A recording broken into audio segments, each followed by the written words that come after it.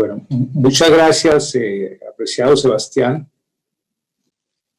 por la presentación. Quiero saludar a la Fundación Konrad Adenauer, a usted, Sebastián Grundberg, como representante regional con sede en Montevideo. Y en evidencia tuvimos la oportunidad de conocernos desde la ciudad de Lima, donde me encuentro. Pero en su descripción no dijo lo más importante, o algo que para mí es muy importante y valedero.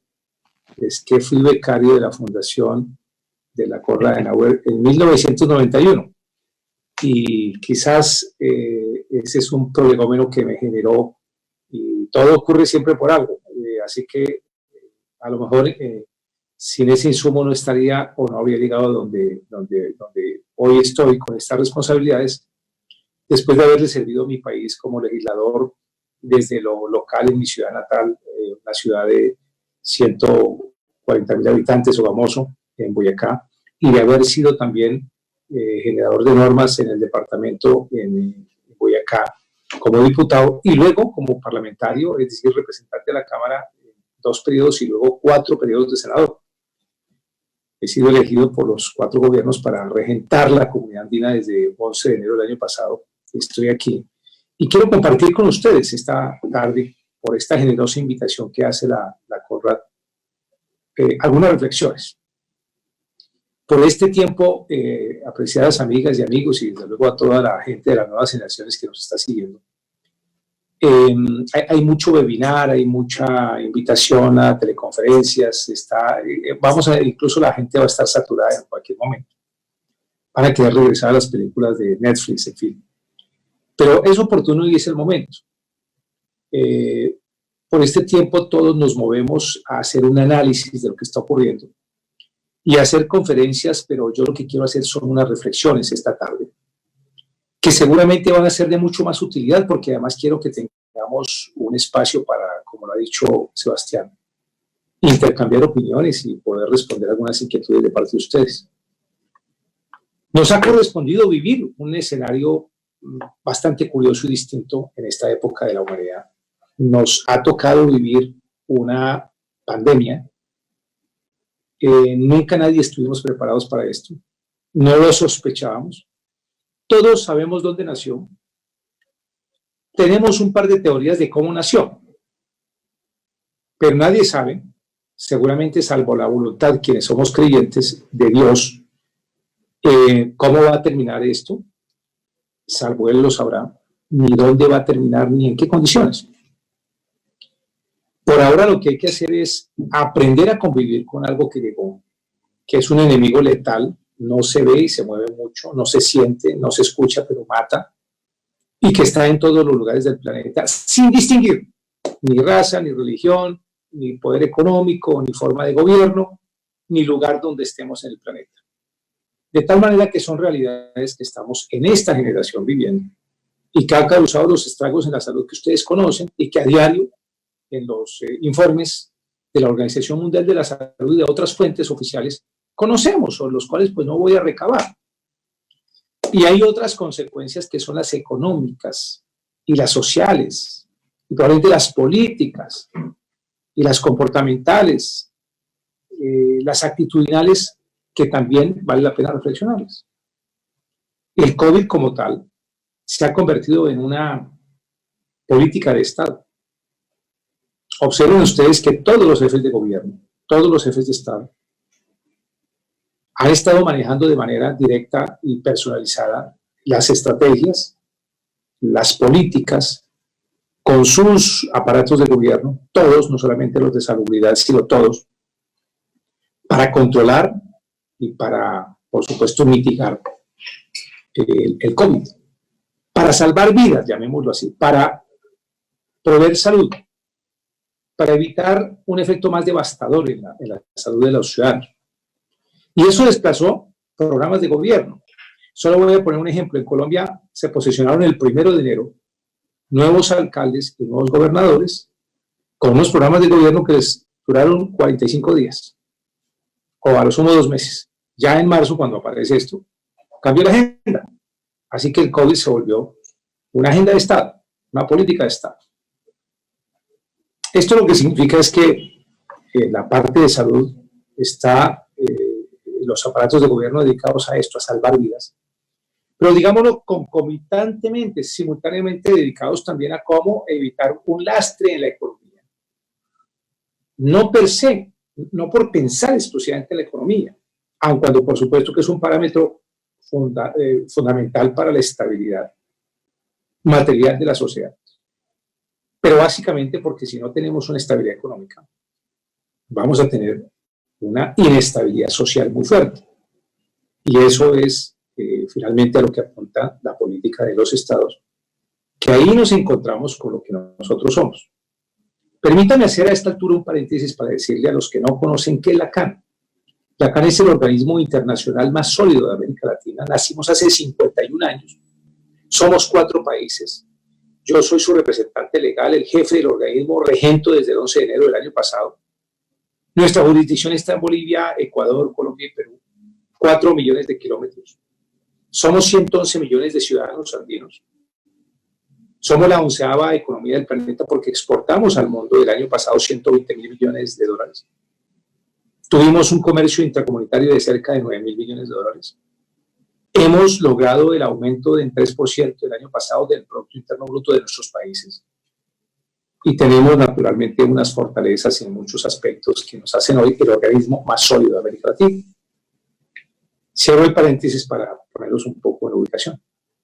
De tal manera que retomando la reflexión sobre el tema económico, tenemos la obligación y la CAN, que está instituida y estatuida para esto justamente. Nuestro fin es social, ahí nos encontramos con la política de los estados, porque nosotros hemos sido creados para buscar el beneficio a la sociedad a través de como la calidad de vida de la gente, mejorar la calidad de vida de la gente. Para eso fuimos creados, el bienestar de la sociedad, del ser humano. Para hacerlo necesitamos tener unas herramientas económicas que nosotros proveemos a diario. En 51 años hemos producido 856 decisiones. Las decisiones son el cuerpo normativo nuestro, que obliga hoy día, porque esa es una diferencia y es una circunstancia que le da mucha solidez, a diferencia de otros organismos de América Latina. Nosotros somos el único organismo en América Latina cuyas normas son de ejecución inmediata y de obligatorio cumplimiento. Nuestras normas además son las únicas en América Latina que son supranacionales, es decir, que prevalecen y priman y se ejecutan sobre las normas que producen cada país en sus congresos, en sus poderes legislativos. Eso significa que estamos nosotros como organismo sólido y consolidado, listos para unas tareas que vienen. ¿Qué hemos hecho durante esta pandemia? Sacar unas guías en materia de bioseguridad para el sector agropecuario, una reglamentación importante ya estatutaria a través de una normatividad de la 856 para facilitar trámites, digitalizando todo en materia de asuntos aduaneros, como lo debemos hacer, avanzar con nuestra agenda digital andina. Estamos haciendo una capacitación para MIPYMES, que es la fortaleza nuestra. Nosotros tenemos el 90% de nuestras empresas son MIPYMES, que además tienen el 60% del empleo en la comunidad andina. En fin, hemos estado atentos a solidarizarnos con las políticas y estrategias de los gobiernos, de los presidentes, para el control de esta pandemia. Pero ustedes pensarán, ¿y ahora qué vamos a hacer? ¿Y entonces la CAN qué va a hacer? Creo que es el momento de hacer varias reflexiones al respecto. Y este escenario, Sebastián, que tú me ofreces hoy, me permite orientar un poco hacia el futuro, unas reflexiones para la gente que viene. El mundo no va a ser igual al que vivimos antes. Es decir, aquí hay como el fin de una era y el comienzo de otra. Como que vamos a contabilizar, eso fue antes de la pandemia o fue después del COVID. Evidentemente va a ser distinto. Va a cambiar casi todo, o va a haber una afectación en muchas cosas, o en muchísimas cosas va a haber cambios, o los cambios se van a ver en casi todas las actividades del ser humano. Por esa razón, esto no es el fin del mundo, pero a lo mejor sí era el fin de ese mundo, y comenzamos otra ronda. Uno de los postulados que creo que podría revisarse, no porque yo me lo estoy inventando ni porque lo estoy diciendo, sino porque por consecuencia, casi que por sustracción de materia, es que la globalización que el mundo vivió no va a ser la misma que vamos a tener en adelante. A lo mejor ya no va a haber la globalización, o a lo mejor la habrá, pero de otra especie y en otra dimensión y con otro tipo de paradigmas. Creo que se abre paso y son los tiempos del fortalecimiento y consolidación de los procesos regionales que, como el nuestro, con 4 países, lidera la CAN y que se convierte en medio de esta crisis, y así lo estamos observando, en una gran oportunidad para ofrecer unos cambios que por fuerza de las circunstancias estamos aprendiendo y otros que teníamos previsto, pero que deben acelerarse. Creo que esto es inédito, es sin precedentes lo que nos está ocurriendo en todo aspecto. Y por eso esta es una pandemia mucho más grave que la del año 1918, de la fiebre o la gripa, la fiebre española o la peste española.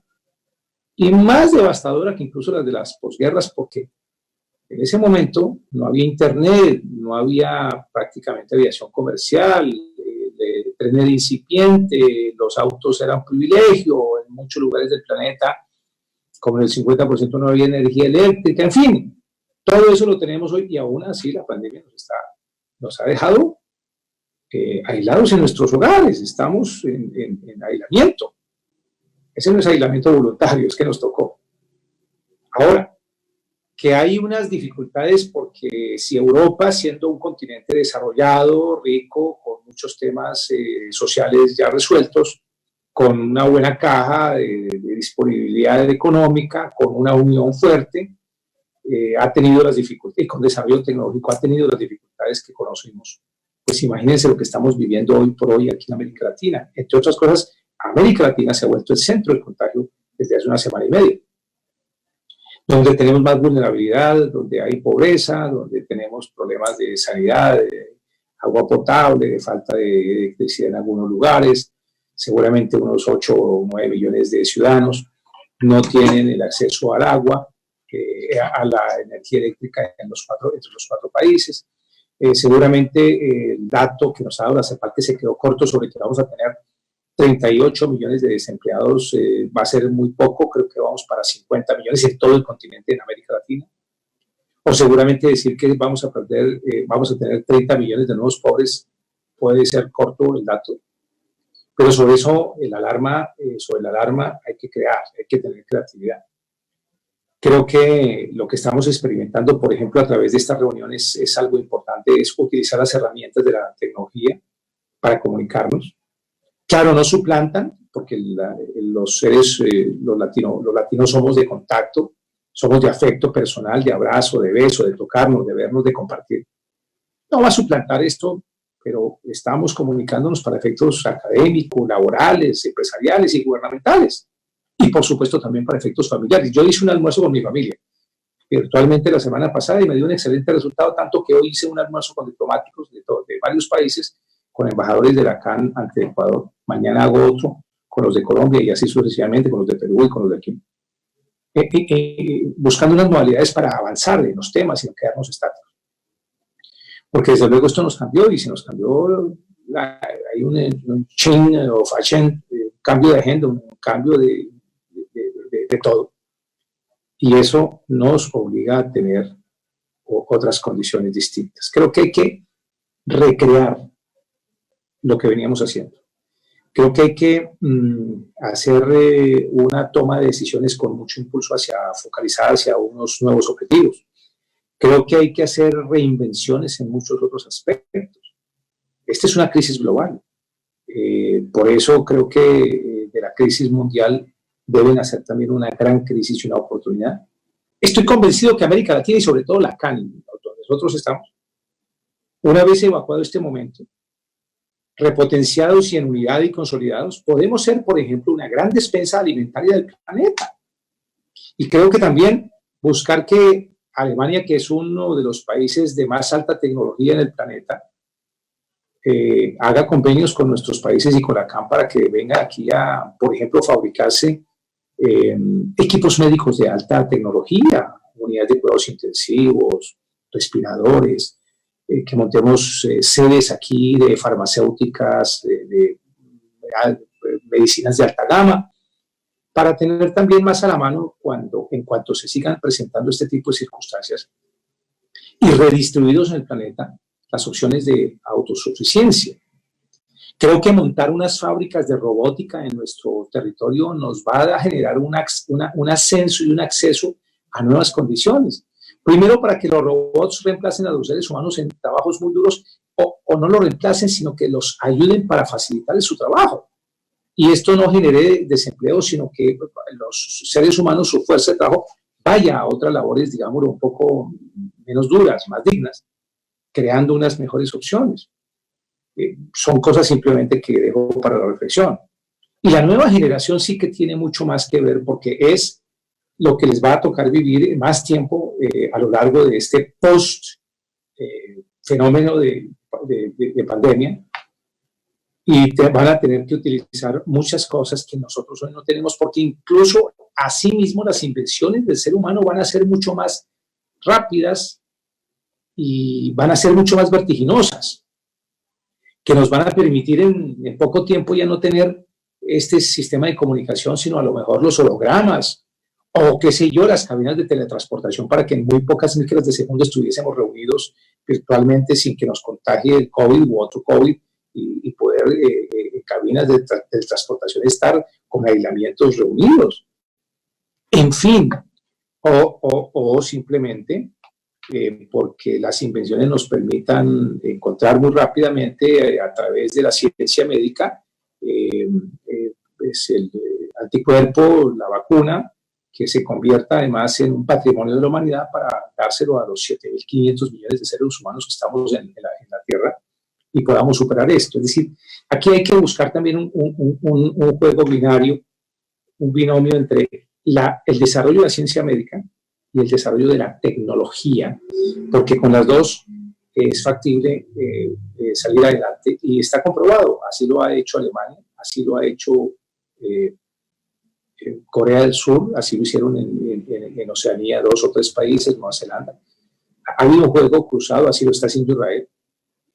Y por eso creo que la tecnología cumple una misión fundamental también en este tipo de crisis de la humanidad, para que avancemos en la búsqueda de mejores elementos y herramientas que nos permitan hacer más fácil todo. Hay que valorar mucho más ciertos trabajos que no estábamos valorando. El trabajo de la gente que está dedicada a la salubridad en el planeta, con altísimos riesgos.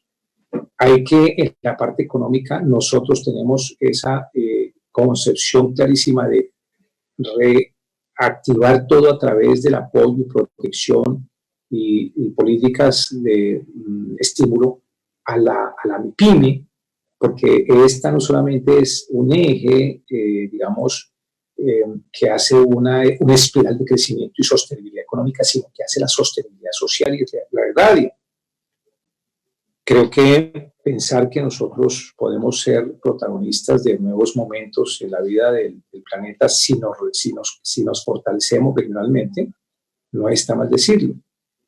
Por eso las nuevas generaciones, muy pronto superado esto, van a tener que tener una visión diferente, confrontar sobre los asuntos del futuro, cómo nos va a cambiar el modelo de trabajo.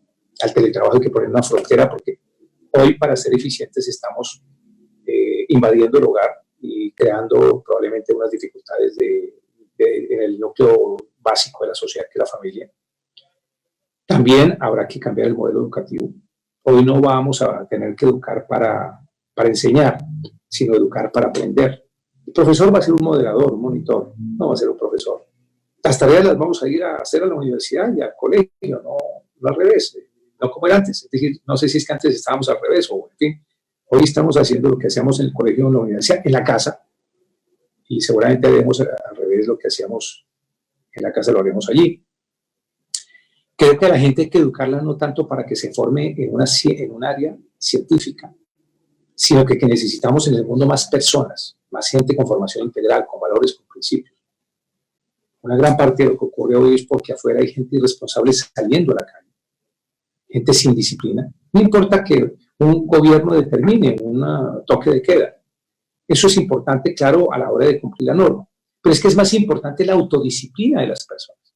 Y hay gente afuera, sin cultura, probablemente arriesgándose a adquirir el virus o si lo tiene a propagarlo. Y también hay otra causa, que es la necesidad. Hay gente que por necesidad tiene que salir a la calle para poder subvenir su diario y la subsistencia del día a día. Sobre todo en nuestros países en donde hay una alta participación de la economía informal. Y es una realidad que tenemos que afrontar y con la cual tenemos que aceptar que es así.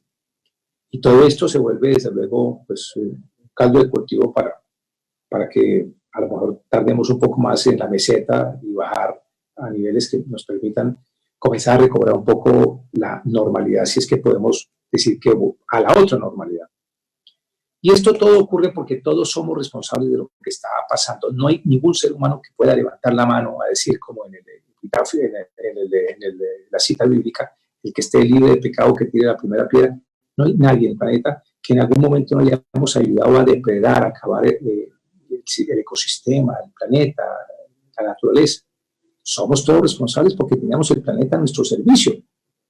Ahora a lo mejor la naturaleza nos está enseñando que debe ser al revés. Nosotros somos unos seres simplemente dentro del planeta, otros más, como los seres vivos, los animales, los demás animales, como las plantas. Así que debemos estar al servicio del planeta, creando unas mejores condiciones para la convivencia y una mejor calidad de vida en todos los sentidos. Íbamos en una carrera desaforada de la lucha por el poder económico, político, gubernamental, social, los lujos, las prevalencias del ser humano de consumo. ¿Y para qué nos sirve tener lujos si el yate no está ya estacionado solo y la mansión en la playa no están desocupadas y las joyas no se usan? Y creo que volvimos a unos momentos de reflexionar para ser básicos y elementales, porque lo que importa finalmente es lo que se contenga en el pensamiento, en la actitud de valorar a una sociedad y valorar a una familia y valorarse a sí mismo para ser una mejor persona y un ser mucho más útil a la sociedad en cuanto que se tenga una formación más integral. Y todo eso es parte de una formación humanista en la cual la Konrad Adenauer ha sido un piélago fundante a la hora de impartir a tantos cientos de miles de jóvenes a lo largo de todos estos años en todo el planeta unos mínimos para la vida como los pude recibir yo en su momento, y que son la herencia de ese prohombre de la posguerra, Konrad Adenauer, que tanto hizo por Alemania y por Europa y por la estabilidad del mundo. Son tiempos entonces de regionalización y creo que a eso debemos apuntarle. Creo que las nuevas generaciones van más tarde a sonreír más que nosotros por la experiencia vivida, pero nosotros también tendremos la oportunidad de sonreír en cuanto dejemos una mejor heredad a las que vienen, a las generaciones que vienen, y en cuanto mejor usemos el planeta y las tecnologías. Cuidado, porque las tecnologías deben estar al servicio del hombre y no el hombre al servicio de las tecnologías, igual que el planeta. Por eso hay que poner linderos. Y ya miraremos otros tópicos y aspectos para terminar. Les hago esta reflexión. Son pruebas superiores de un ser creador, o pruebas de un ser superior, y son también pruebas de la propia naturaleza. Si esto ocurre ahora, ¿cómo será si el ser humano tiene la capacidad científica de prolongar la vida? ¿Qué ocurrirá entonces? Como lo están haciendo en investigaciones y en propuestas desde Silicon Valley, en la Singularity University en Silicon Valley, en donde se dice que hay un equipo humano trabajando y que particularmente hay un futurólogo que es el profesor Luis Cordeiro, que afirma que el año 2045 va a ser el año más feliz de la humanidad, porque ese año será en el que el ser humano le ha dado muerte a la muerte, y entonces, bueno, será todo color de rosa. Entraremos en unos interrogantes de tipo ético, de tipo moral, virtualmente de tipo espiritual. Si eso es así, el espíritu va a ser siempre, digamos, imperecedero. Si nos vamos en una cabina de teletransportación, el cuerpo va y la materia va y el espíritu también. En fin, son otro tipo de interrogantes que los dejamos para después. Con esto cierro diciéndoles que tenemos un organismo internacional listo para trabajar en temas como el e-commerce, como el aumento de nuestras capacidades, digamos, de aminorar costos, tiempos, procedimientos, utilizando la digitalización, la tecnología.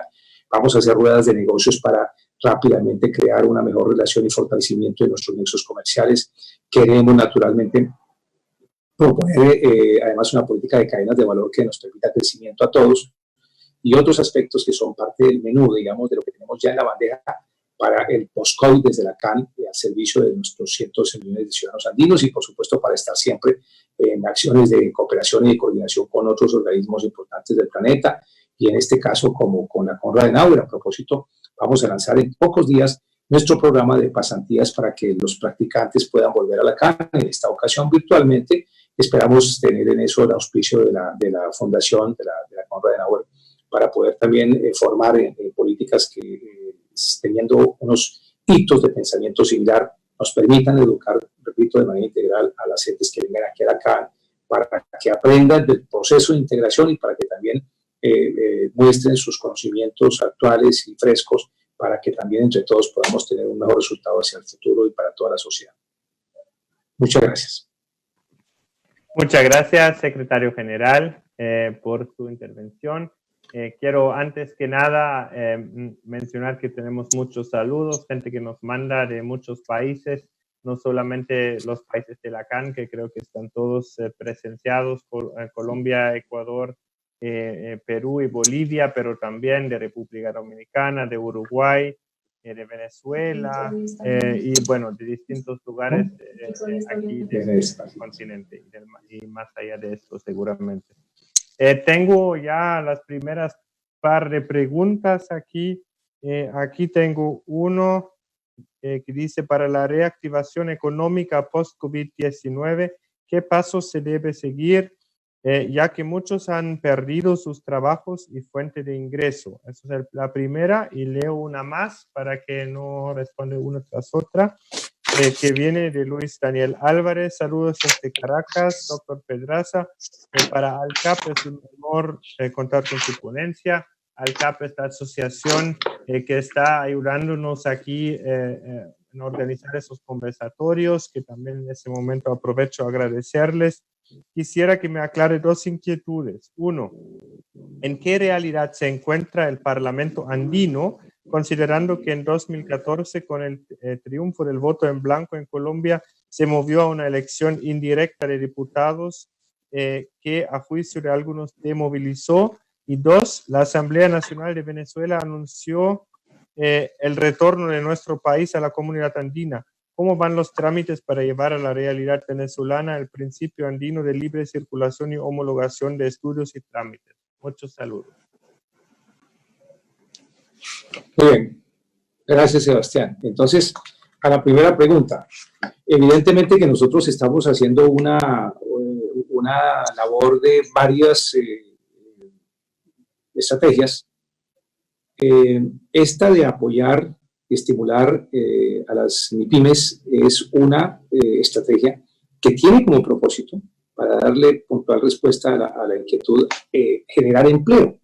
Es una forma de hacer la irradiación del empleo en la comunidad andina. Mire, nosotros, la mayor parte de nuestras empresas, el 90% son MIPYMES y generan el 60% del empleo en los 4 países. De tal manera que a estas les vamos a poner especial atención y eso implica que los gobiernos, más aún en este proceso, la sustentabilidad económica en medio de la emergencia, los jefes de Estado han generado unas políticas de, digamos, de colchón para el empleo, dando unos subsidios directos o en otros países subsidios al empleador con unas garantías de dinero no retornable, con una participación de cierto porcentaje de los salarios mínimos, para que se tenga asegurabilidad del empleo, para que la gente pueda tener lo básico para el consumo y naturalmente tener una economía que no se venga estrepitosamente al piso. Y esto lo que implica también es que hacia adelante, pasado el proceso, habrá que mirar cómo se fortalecen y se crean unas nuevas fuentes de ingresos que nos permitan reemplazar, por ejemplo, una muy golpeada, que es la del turismo, que es quizás de todas las actividades de las más laceradas y de las más perjudicadas, porque además es una cadena. El turismo comporta la aviación comercial, las empresas de viajes y de turismo, la cadena de gastronomía, restaurantes, cientos de miles de personas que trabajan alrededor, los tours, en fin. Es lamentable, pero entonces tendremos que buscar cómo reingresar a una explotación que, cumpliendo unas normas de bioseguridad, nos vuelvan a permitir ser una potencia turística, pero también otros mecanismos distintos, como por ejemplo fortalecer, y lo he dicho, digamos, la producción de nuestra economía primaria para hacer una despensa de alimentos al mundo, y ese es un punto fundamental. A la segunda pregunta, Venezuela, bueno, Venezuela fue parte de la CAN, pero en el año 2006 el famoso comandante Hugo Chávez, presidente de Venezuela, de la República Bolivariana, determinó, por su percepción filosófica de Estado, que Venezuela se retiraba de la CAN y sacó a Venezuela de la CAN. Luego montó un aparato más que todo un foro político que fue UNASUR, que ya se murió. Y esto sí que para la CAN fue un poco duro. Quizá en los 51 años el momento crítico de la CAN fue ese, la salida de Venezuela. Y hoy a Venezuela le está costando terriblemente porque uno de los aspectos que hemos propuesto, como quedó dicho por boca del presidente Duque en nombre de los 4 países en el evento del 22 de febrero en Cartagena este año, cuando Colombia conmemoró para la CAN los 50 años, que cumplimos el año pasado, es la invitación a que Venezuela vuelva a la CAN, y el presidente interino Juan Guaidó a las pocas horas respondió su beneplácito, de tal manera que nosotros tenemos como nuestra estructura lista para que cuando las condiciones en Venezuela se den, es decir, que tenga una ruta de gobierno democrático, nosotros podamos ser y somos el organismo más idóneo para regresarle la estabilidad económica y social, porque le devolveríamos todos los beneficios perdidos a Venezuela con su salida. Por ejemplo, la libre movilidad de las personas. Por ejemplo, 0 aranceles para todos los productos y manufacturas de nuestros territorios. No le digo, sino con esos 2 sería suficiente para contribuir a una recuperación de la economía de Venezuela. Y el Parlamento andino en Colombia sigue perteneciendo, solamente que su mecanismo ya no es por el voto popular como se hizo, porque costaba muchísimo insertar una papeleta más para que la gente votara por algo que en realidad no tenía en su momento de tanto conocimiento ni una asunción directa de lo que significaba.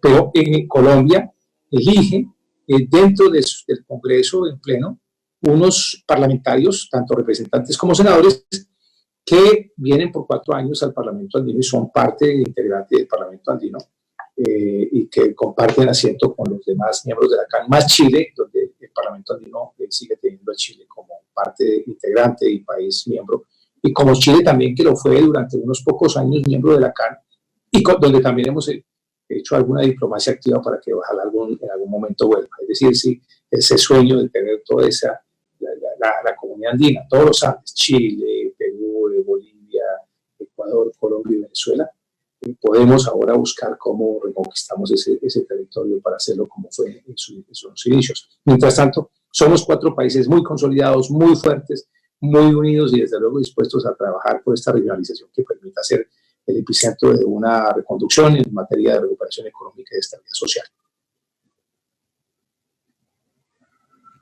Perfecto. Antes que nada, yo no había mencionado eso de que era becario de la casa. Eso es muy importante, obviamente. Gracias por resaltarlo y nos alegra siempre. Algunas veces hay gente que tiene becas de la casa, hacen algún viaje y uno les encuentra en distintos lugares de posiciones de importancia y después dicen, yo he sido becario de la CAS. Eso es una maravilla porque nota que de alguna manera la CAS y generaciones de representantes, obviamente muy anterior a mí, han tenido un buen olfato en jóvenes, en apoyar jóvenes que al final han logrado, digamos, hacer algo importante en el ámbito de la política, de la diplomacia, de la ciencia. También le cuento que tiene una invitación a dar una charla en la Universidad San Marcos, que hay alguien que le está invitando. A mí también, pero yo ya estoy en Uruguay, así que ahí también hay una representante en el Perú, que es Nicole Stoppa en el momento, que también obviamente le pueden hacer llegar todas preguntas relacionadas al Perú. En este momento aprovecho a saludar a los muchos que nos están viendo desde este país, al cual albergo un especial cariño por haber sido el país que me acogió durante 3 lindos años. Tenemos un par de preguntas más. Uno le saluda Alan Vera, exfuncionario internacional de la CAN, consultarle cuál debe ser el rol de la Secretaría General de la CAN en temas de salud. Entonces tengo una pregunta de Fernanda Inga. ¿Considera que podríamos servirnos del proceso de integración de la Unión Europea para sus acciones COVID-19 para fortalecer la integración de la comunidad andina, haciendo uso, por ejemplo, del derecho comprado? Tengo una última pregunta aquí. Nuestra pregunta es sobre su opinión sobre la alianza Universidad-Empresa-Estado para enfrentar en forma conjunta el periodo post-COVID-19. Hay 2 preguntas básicamente que van en este sentido. Muy bien.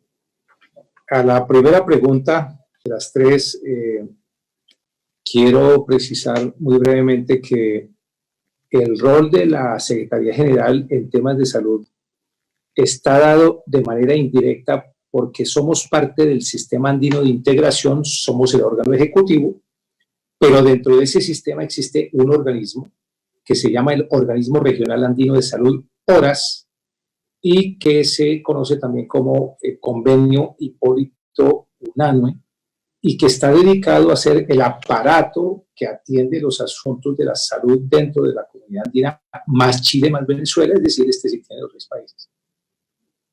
Y con el cual estamos trabajando de manera sincrónica y complementada y complementaria, y que ha venido realizando con el auspicio de la cooperación internacional en el tiempo pasado unas políticas importantes en lucha contra varias endemias que aún se mantienen aquí y en la región. Fiebre amarilla, probablemente temas de Chagas, paludismo, en fin. Y que ahora ha estado muy activo y coordinando con la Organización Panamericana de la Salud acciones frente al COVID. A la segunda pregunta. Claro, si nosotros podemos como copiar el modelo de integración de la Unión Europea, es que el nuestro es el más idéntico al de la Unión Europea. El nuestro, como el de la Unión Europea, tiene derecho supranacional.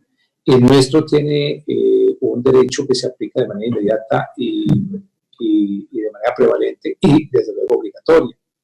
El nuestro tiene un sistema de comercio abierto. Claro, nos falta llegar mucho más allá para constituir, digamos, la nación como lo es Europa, con moneda única, con votaciones para un Europarlamento, en fin, todas estas cosas que podrían hacerse de nuevo. Tenemos un Tribunal de Justicia que es de mucha reputación en nuestro sistema andino de integración y que en Europa se enseña porque es un ejemplo, y tenemos naturalmente eso una huella importante en derecho comparado. Tenemos en materia de propiedad intelectual, en materia de marcas y patentes, unos buenos antecedentes, de tal forma que brillamos ahí. Y a la tercera pregunta, claro que sí.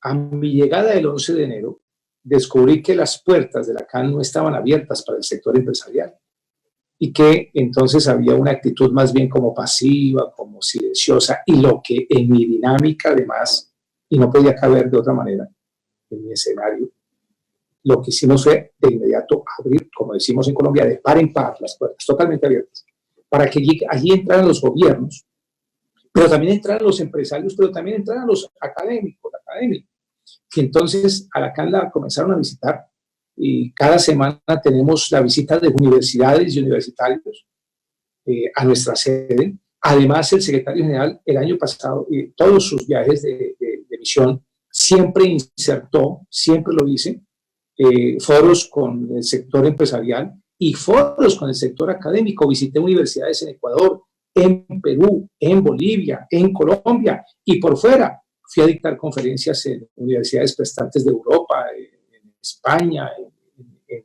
Rusia, y ese contacto directo universidad y ese tipo de universidad, empresa y Estado es sine qua non. Si una de esas patas no está o falla, falla el Estado. No puede haber concepto de estabilidad social y de sociedad estable dentro de un régimen de democracia que no esté fundamentado en esas tres, y si se quiere póngale una cuarta, que es una sociedad monolíticamente formada en principios y valores, que por supuesto entendería que es el piélago de todo. Pero claro que estos tres deben estar siempre muy unidos, marchando para todo, para lograr el éxito de las políticas. Perfecto. Tengo algunas preguntas más. Hay una sobre su opinión de potencialidades de integración de la comunidad andina con otros bloques regionales de integración, como el Mercosur y la Alianza del Pacífico.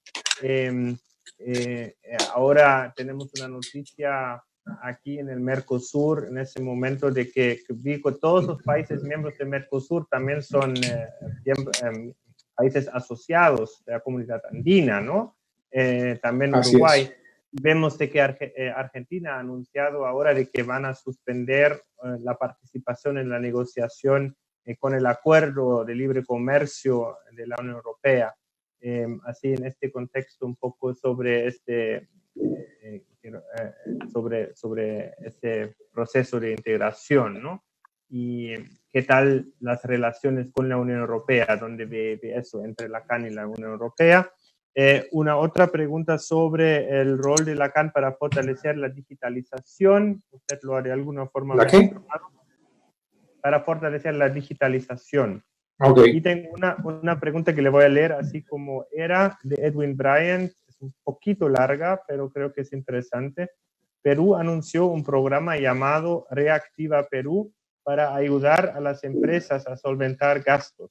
Pero cuando una MIPE se acerca a evaluarse, las entidades le cobran intereses sabiendo que esto está prohibido y piden un sinfín de requisitos. En cambio, las grandes empresas a ojos cerrados acceden a préstamos. A opinión personal, ¿cuál cree que sea el problema? ¿Qué medidas mejorarían para no perjudicar la economía de las MIPES y su reactivación económica? Bien, a la primera pregunta, ¿cómo podemos potenciar la relación con otros bloques en América Latina? Mire, América Latina es el continente con más sistemas o procesos de integración. Aquí tenemos muchos, tenemos ALADI, CELA, tenemos Mercosur, Alianza Pacífica, UNASUR, PROSUR, la CAN. En fin, tuve la oportunidad en Argentina el año pasado de participar en un evento convocado para muchos bloques y expuse una teoría que fue acertada porque la apoyaron todos, en el sentido de crear un escenario para hacer la convergencia de la integración y hablar de los temas comunes. Porque encuentro que hay cosas que hace ALADI que nosotros hacemos, hay cosas que hace Mercosur que nosotros hacemos, más aún. Sebastián lo ha dicho, de paso nosotros, de paso se ha dicho, tenemos como países asociados a los países que son parte de Mercosur. Nosotros tenemos asociado a Brasil, a Argentina, a Paraguay y a Uruguay, que son particularmente son parte de Mercosur. No lo es Chile, pero sí, Chile sí es asociado a nuestro, así que tenemos mucho factor común. Y esto lo que implica es que ahora tendremos que desarrollar unas políticas para juntarnos, no en rivalidad como lo hacían antes, sino juntarnos para ver cómo entre todos potenciamos mucho más el continente y hacemos más por la sociedad, cada uno dentro de las características misionales más sobresalientes. Ahora bien, no voy a discutir si somos o no. Nosotros tenemos y sabemos que somos el más sólido de América Latina. Inclusive invitando, por supuesto, a Alianza Pacífico, que no es un organismo, pero es un acuerdo económico, acuerdo comercial, porque creo que entre todos tenemos la responsabilidad de hacer mucho más por cerca de, casi 500 millones de habitantes. De tal manera que ahí hay un reto muy grande y hay una exigencia de parte de la sociedad que demanda que también tengamos esa visión, y yo he venido proponiéndolo, mire, anecdóticamente les cuento para terminar la respuesta que tenía previsto, mayo o junio, por este tiempo, un encuentro de todos los organismos aquí en Lima, en nuestra sede, y pues no se pudo hacer. Sin embargo, les doy la primicia. A partir de mañana comienzo a organizarlo virtualmente porque vamos a realizarlo y vamos a tener la posibilidad de avanzar de tal manera que una vez que lo hagamos, a lo mejor si ya ha pasado las limitantes y las restricciones y podemos volver a vernos, en la siguiente ocasión tendría como poder invitar a la Conrad Adenauer a que sea participante en un evento donde todos los organismos de integración tendremos algún documento que contarle a América Latina para una mejor, digamos, nivel de comportamiento y de exigencia en los tiempos post-COVID sobre todo. Y la otra pregunta, el rol y la fortaleza de la digitalización en la comunidad andina. Claro, ya lo dije en mi exposición, estamos digitalizando la mayor parte de procesos, primero. Segundo, estamos apuntándole no por el COVID, sino desde antes a la transformación digital. Esto es, creamos una agenda digital andina y la estamos desarrollando ahora más aceleradamente que antes. Y sexto, la otra pregunta, la reactivación de Perú, de la queja, más que una pregunta, la queja de alguien que dice que a las grandes empresas sí les han hecho el subsidio y les facilitan todo y a las pequeñas no. Yo lo que le recomendaría es que presente su solicitud, su queja. Hay garantías ciudadanas, pero sé que el gobierno del presidente Vizcarra ha hecho todo lo posible. Probablemente hay veces en la instrumentación puede haber algunas dificultades, pero estas políticas incluso van más focalizadas a los pequeños que a los grandes. Así que eso lo podrá, como dicen los periodistas de las emisoras off the record, podemos indicarle cómo proceder con MINCETUR, con el ministerio correspondiente aquí, comercio, para que ese ciudadano con esa inquietud pueda ser absuelta favorablemente. Y desde luego hay medidas, y una de las medidas es lo que estamos proponiendo, impulsar mucho a las MIPYMES, proteger a las MIPYMES, favorecer a las MIPYMES, darles mejores condiciones probablemente de financiación y de créditos a las MIPYMES, enseñarles a exportar como lo estamos haciendo nosotros en 7 sesiones a partir de la semana antepasada a las MIPYMES y crear nuevos canales y nuevas rutas para que vendamos más productos nuestros como lo estoy haciendo con las puertas abiertas con Euroasia y con otros destinos hacia donde deben llegar mucho más nuestras manufacturas y mucho más nuestros productos para crecer económicamente y dar bienestar social. Muchas gracias. Creo que la pregunta es interesante por el hecho de que nota de que los MIPES obviamente son muy severamente afectados, ¿no? Que es una realidad que muchas veces se habla poco, pero que es extremadamente fuerte y de que hay el peligro de que los monopolios después se fortalezcan porque los MIPES, que son tan importantes para la economía social de mercado, se ven mucho más afectados. Por lo cual seguramente han visto también un gran paquete de rescate que Alemania ha impulsado, que les recomiendo ver esto, que tienen muchas medidas de reactivación económica y que realmente el rol de los estados es otro de lo que ha sido, digamos, en otra crisis, porque estamos frente a una crisis muy, muy excepcional.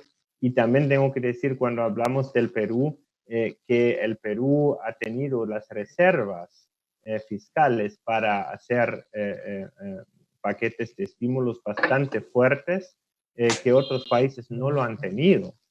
Por lo cual ahí, digamos, la buena política fiscal que ha tenido el país en muchos años, ahora está pasando una factura de que el país en el sentido económico está bastante preparado también para tomar ese tipo de medidas en esa situación. Secretario General, una cosa que aprendí sobre webinars es de que uno debe no extenderla mucho, y 1 hora es una buena hora, pero igual que quería darle la oportunidad de decirnos unas últimas palabras antes de cerrar este evento. A mí me ha gustado lo que ha dicho de que la globalización no va a ser la misma, y lo otro que ha dicho es, no es el fin de este mundo, pero esta ronda del mundo, es decir, viene una nueva ronda del mundo, y así le doy la última palabra antes de cerrar este espacio de diálogo. No. Bueno, muy bien, yo creo que pues ha sido de mi parte una oportunidad y espero haber sido productivo para absolver no solamente dudas, sino haber dejado unas reflexiones a nuestros teleoyentes y teleactuantes. Creo que es una responsabilidad que compartimos con la Konrad Adenauer y es parte de nuestra misión. También no solamente dictar normas en materia de comercio, de economía, de agropecuarias, de minería, de telecomunicaciones, de energía, sino también crear una conducta, unos derroteros que permitan una formación en lo social para que pues finalmente los que son responsables hacia el futuro del manejo de sus relaciones y cuando tengan responsabilidades en el ejercicio de su vida, tanto en el sector público como en el sector privado, pues lo hagan con integralidad y pensando en que hay más vida después de una circunstancia dolorosa como esta pandemia y que hay muchos retos por cumplir y que hay cosas que mejorar y que hay cosas que hemos hecho mucho, pero que hay muchas más cosas por hacer. Pero entre todos las podemos hacer una dimensión de generosidad, de grandeza, de comprensión, de integración, de solidaridad, de solidez, de integración, como lo hacemos desde la CAN. Alexandra, que está aquí, me está diciendo de la necesidad, digamos, de lo que he planteado de esa reunión de los organismos de integración. Eso es una cumbre de los organismos de integración, para que hagamos en un canasto, pongamos un poco de ideas y la práctica de lo que hemos hecho y vamos a encontrar que tenemos comunes denominadores. Entonces no repitamos, eso también nos va a ayudar a no a evitar duplicidad de procesos, a disminuir costos, a ser mucho más proactivos entre organismos y al final hacer mucho más para América Latina y en el caso particularmente la responsabilidad que yo tengo con Bolivia, con Ecuador, Colombia y Perú. Entonces, quiero agradecer una vez más que nos acompañó hoy. Estamos en contacto. Quiero agradecer a todos los que nos han seguido por esos días en las redes sociales. Quiero invitarles a seguir fieles a la programación. Casi es un canal de televisión que estamos teniendo aquí, a los diferentes eventos que estamos teniendo en el espacio virtual, tratando de conectar a muchos que quieren formación política, un debate de político alturado para también luchar contra la desinformación, contra la polarización en las sociedades y pronto también esperemos poder volver a los eventos presenciales. Sé que muchos echan de menos esos espacios de intercambio y también por último quiero invitar a todos que nos ven de acercarse también a las oficinas de la CAS en sus respectivos países. Hay representantes en la mayoría de los países latinoamericanos, hay programas también virtuales, hay becas y todo eso, por lo cual vale mucho la pena entrar en contacto con la representación local en sus países. Un fuerte abrazo a todos y nos vemos el próximo jueves, lo más probable por un programa sobre el Mercosur y sobre las perspectivas de integración también con la Unión Europea en materia comercial, la presentación de un policy paper a ese respecto. Muchísimas gracias y que tengan una muy buena tarde todos.